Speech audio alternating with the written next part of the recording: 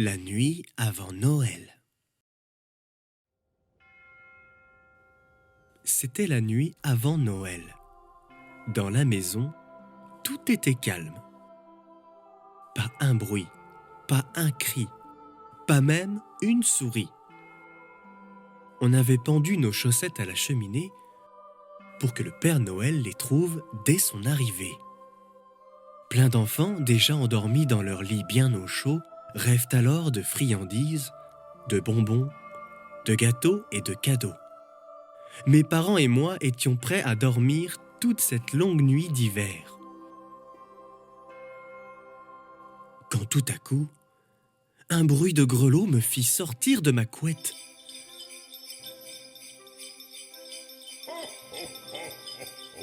Je courus à la fenêtre aussi rapidement qu'une flèche et ouvris les volets.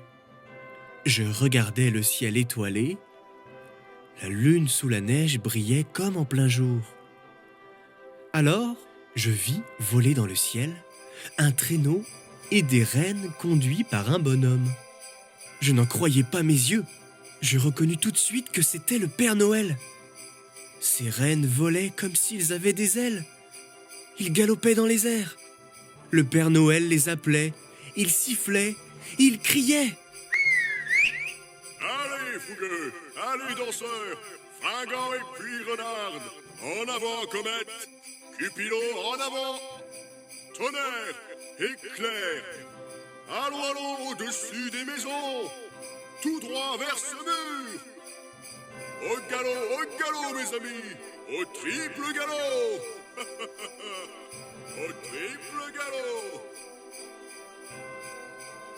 Comme des feuilles mortes emportées par le vent et traversant le ciel, les rennes volaient au-dessus des toits. Ils tiraient le traîneau rempli de jouets, puis j'entendis sur mon toit le bruit de leurs sabots.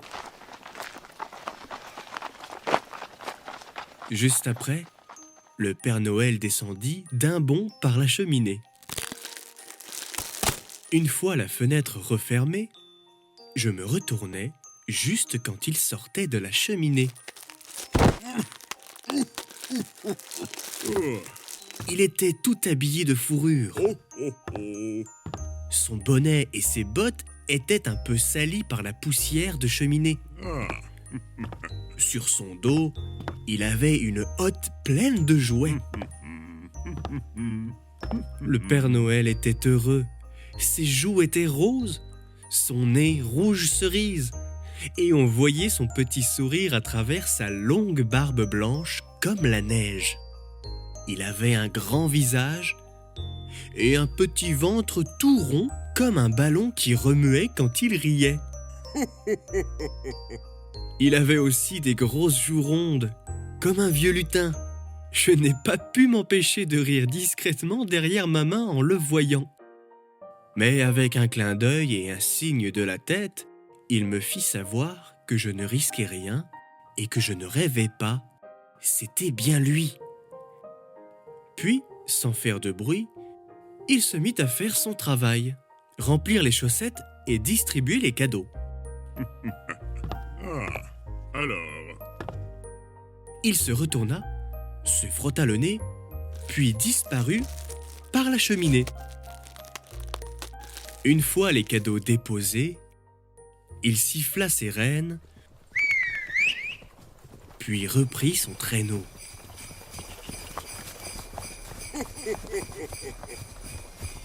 Et les voilà tous repartis, plus légers que des plumes. Et dans l'air, j'entendis avant qu'ils disparaissent: bonne nuit à tous et joyeux Noël! Et voilà, tu viens d'entendre l'histoire de la nuit avant Noël. J'espère qu'elle t'a plu. Il y en a d'autres à découvrir sur le grimoireaushistoires.fr. À très vite pour de nouvelles histoires.